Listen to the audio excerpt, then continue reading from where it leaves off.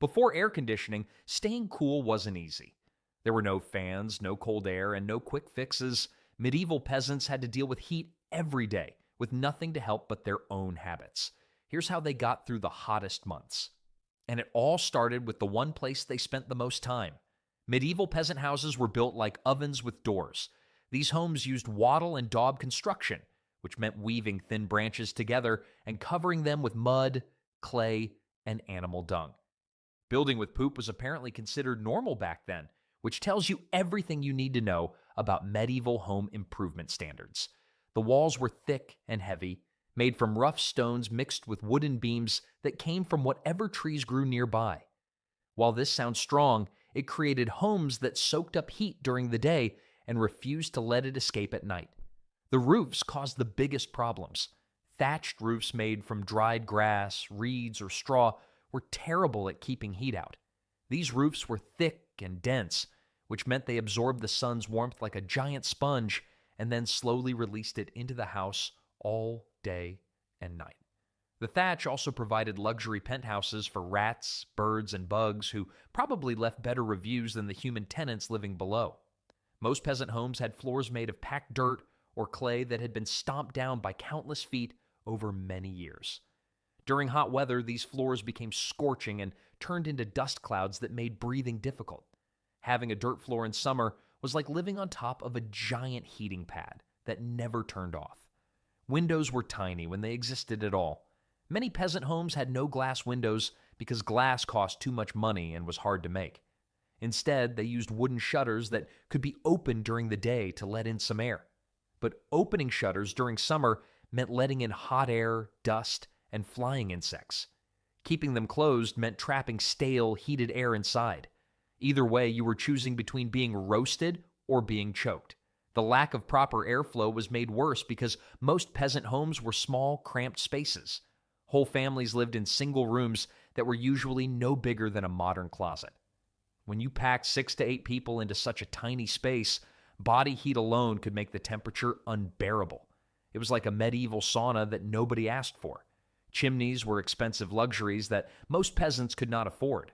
Instead, smoke from cooking fires escaped through holes in the roof or through open doors and windows. This meant that hot smoke filled the house before finding its way outside. These smoke holes were basically medieval air conditioning, except instead of cool air, they pumped in more heat and the occasional bird. Peasant homes were often built close together in villages, which meant there was little room for air to move between buildings. The narrow paths and alleys between houses created blocked areas that trapped hot air instead of letting it flow freely. Living in these homes during summer was like being trapped inside a bread oven that someone forgot to turn off.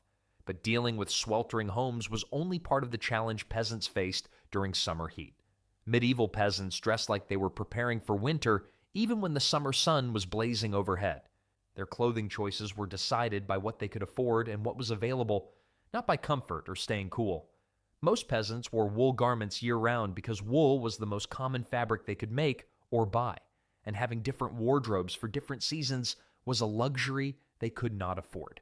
The basic outfit for a male peasant included a linen shirt worn next to the skin, covered by a wool tunic that reached somewhere between the waist and knees.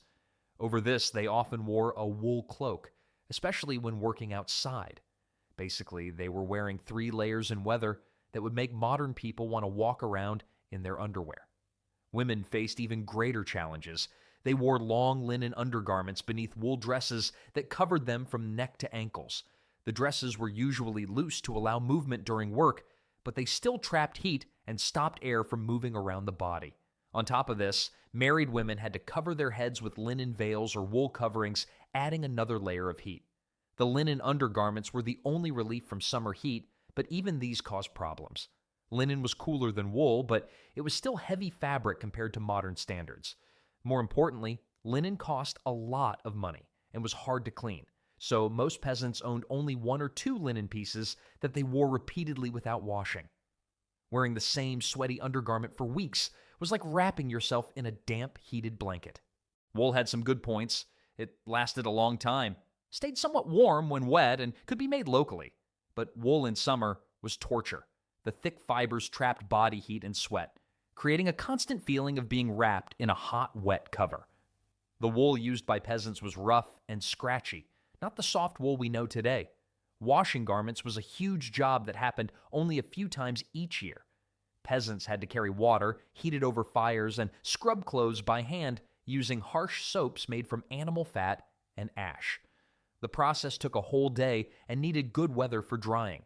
As a result, people wore their garments until they were literally falling apart, building up layers of sweat, dirt, and smells that made the heat even more unbearable. Most peasants owned only 2 or 3 sets of garments total. This meant wearing the same outfit for weeks or months before switching to a slightly different version of the same heavy, hot clothes. The idea of summer clothes and winter clothes was as strange to them as the idea of flying horses. Footwear was another source of heat and discomfort.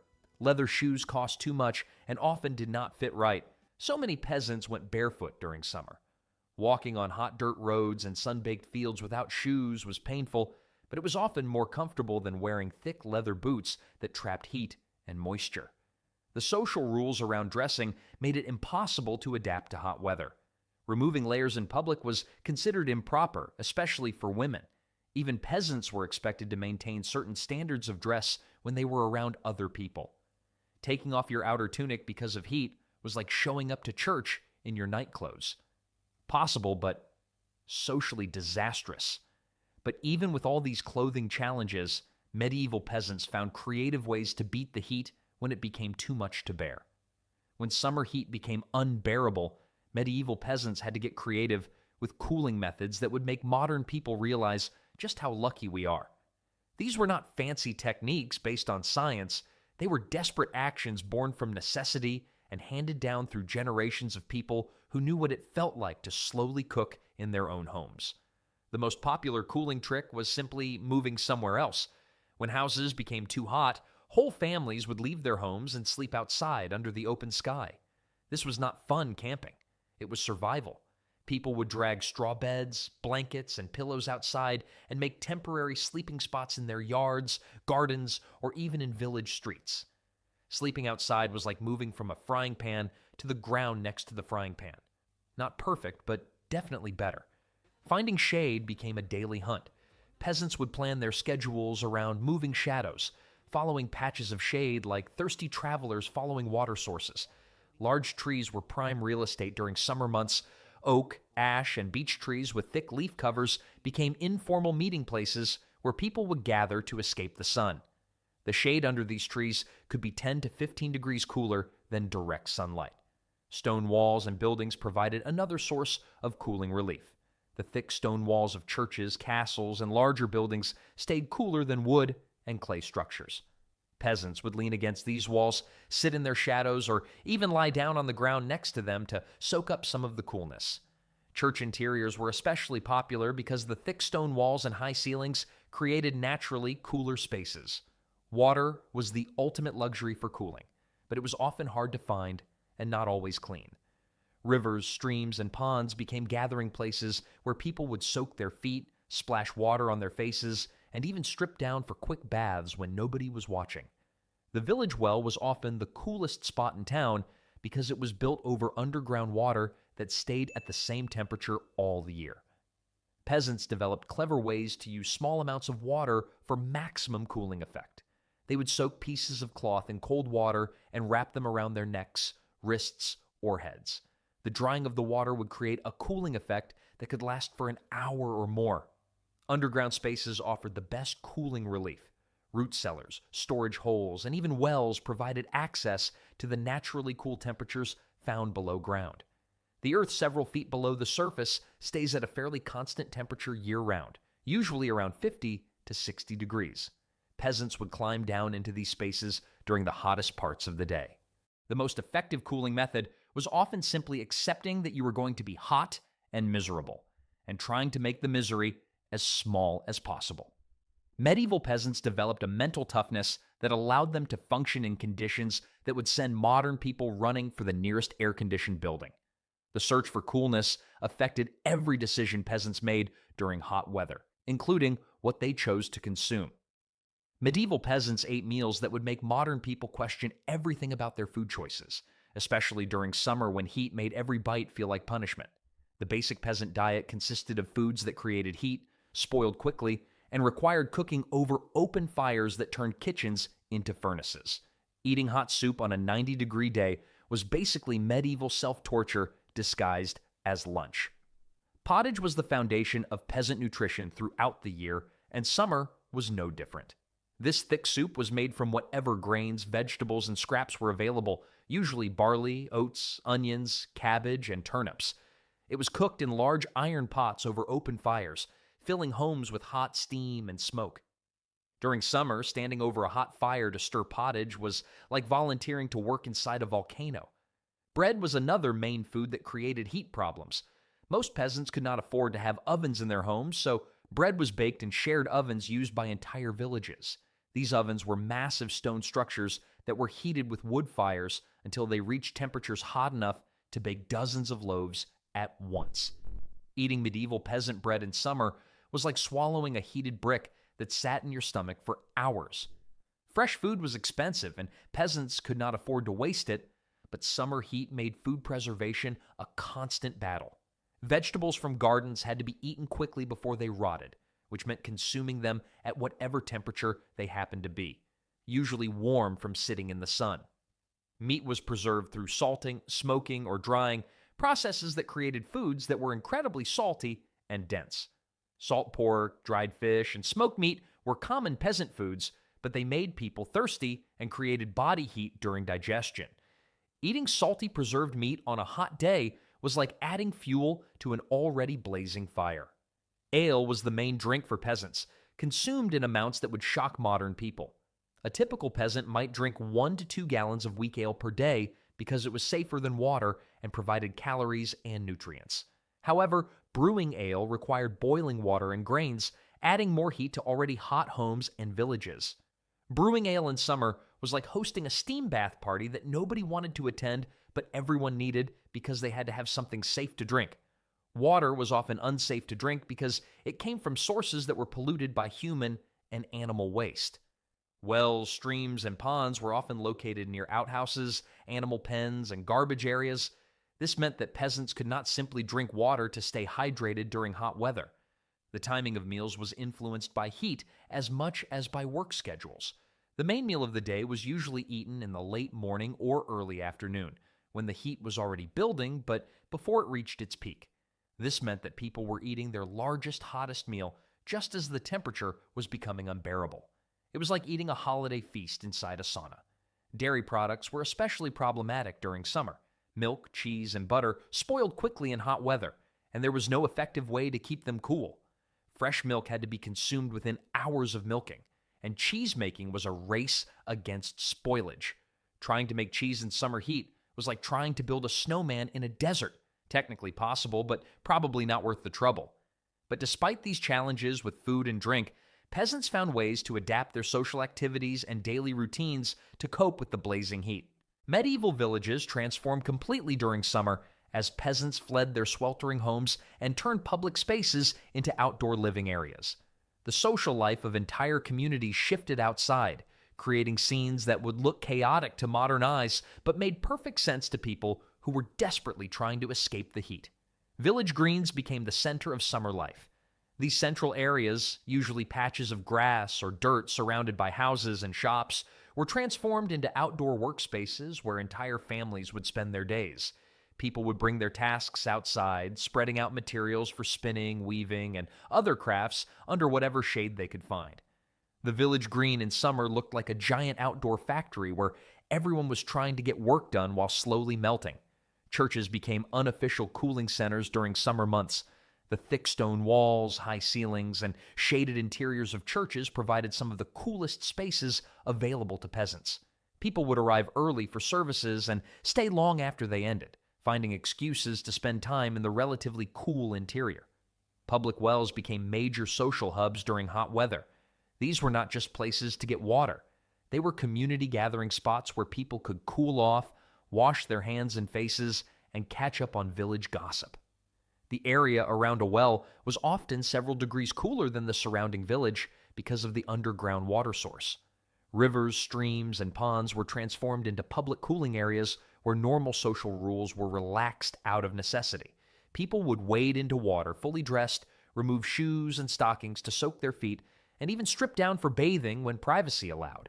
Shade trees became prime real estate that was claimed early in the day and defended throughout the hot hours. Large oak, ash, and beech trees with thick canopies could accommodate dozens of people in their shade. Families would establish temporary camps under these trees, bringing cushions, blankets, and work materials to create outdoor living spaces. A good shade tree in summer was more valuable than silver, mainly because you could not sit under silver to escape the heat.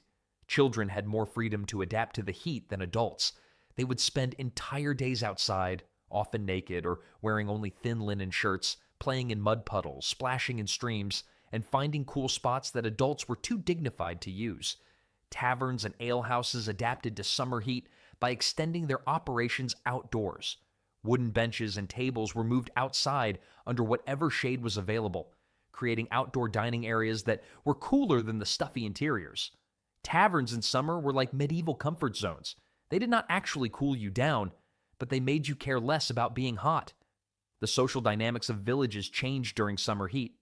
People who might normally keep to themselves were forced to seek out shared cooling areas, creating interactions that would not happen during cooler weather. Summer heat was like a medieval social mixer. It forced everyone to come together, whether they wanted to or not. But even with all these adaptations to public spaces and outdoor living, the biggest challenge remained getting enough rest. Medieval peasants had to completely reorganize their sleep patterns during summer, creating schedules that would confuse modern people but made perfect sense for those trying to survive without any form of cooling technology. Sleep became a strategic activity that required careful planning, flexible scheduling, and a willingness to abandon traditional ideas about when and where rest should happen. The basic problem was that peasant houses remained hot long after the sun went down. The thick walls, thatched roofs, and poor ventilation meant that buildings absorbed heat throughout the day and released it slowly during the night. Trying to sleep in a medieval peasant house during summer was like trying to take a nap inside a bread oven that someone had forgotten to turn off. Work schedules were completely reorganized around the heat. Peasants would wake up well before dawn, sometimes as early as 3 or 4 in the morning, to take advantage of the coolest hours of the day. They would work for several hours while the air was still cool from the night, then take a long break during the hottest part of the day, usually from late morning until late afternoon. This schedule created a natural rest period that was essential for survival. During the hottest hours of the day, typically between noon and 4 in the afternoon, entire villages would shut down. People would seek out the coolest places they could find and rest until the heat became bearable again. The medieval rest period was not a luxury. It was a matter of not collapsing from heat exhaustion. Sleeping arrangements became incredibly flexible during summer. Families would abandon their beds and sleep wherever they could find cooler conditions. Straw mattresses, blankets, and pillows were dragged outside to create sleeping areas in gardens, courtyards, and even in the middle of village streets. Medieval villages during summer nights looked like giant camping trips where everyone had forgotten to bring tents. The floors of peasant houses, which were usually packed earth or clay, became sleeping surfaces during hot nights. People would lie directly on the ground inside their homes because it was cooler than sleeping on raised beds or mattresses. Some peasants would even dig shallow depressions in their floors to create slightly cooler sleeping spots. Sleep quality was terrible during summer heat waves. People would doze fitfully for short periods, wake up sweating and uncomfortable, then try to find cooler spots or cooler positions. Medieval summer sleep was less like a good night's rest and more like a series of uncomfortable naps interrupted by desperate searches for cooler air. The concept of privacy almost disappeared during the hottest nights. Entire families would sleep in the same room or outdoor area, not because they wanted to be close together, but because they had to share whatever cool spots were available. Night shifts became common during harvest season and other periods of intense work. Peasants would work in shifts, with some people working during the cooler night hours while others slept, then switching roles during the day. Sleeplessness was probably the most common problem among medieval peasants during summer, though they did not have a word for it. They just called it another miserable hot night. The combination of heat, discomfort, and irregular schedules meant that many people were constantly tired during the summer months. Children adapted to summer sleeping patterns more easily than adults. They would sleep in shifts, taking naps during the day in whatever cool spots they could find, then staying up later in the evening when adults were trying to sleep. Morning routines were adjusted to take advantage of cool air. People would wake up before dawn not just to start work, but to enjoy the only comfortable hours of the day. The period from about 4 to 7 in the morning was often the only time when peasants could be truly comfortable, and they learned to treasure these brief hours of relief. Medieval peasants developed a level of heat tolerance that would amaze modern people, but even they had their limits. The combination of hot days, sweltering nights, and constant physical labor created conditions that tested human endurance to its breaking point. Yet somehow, they survived these brutal summers year after year, developing strategies and adaptations that allowed them to function in conditions that would send modern people running for the nearest air-conditioned building.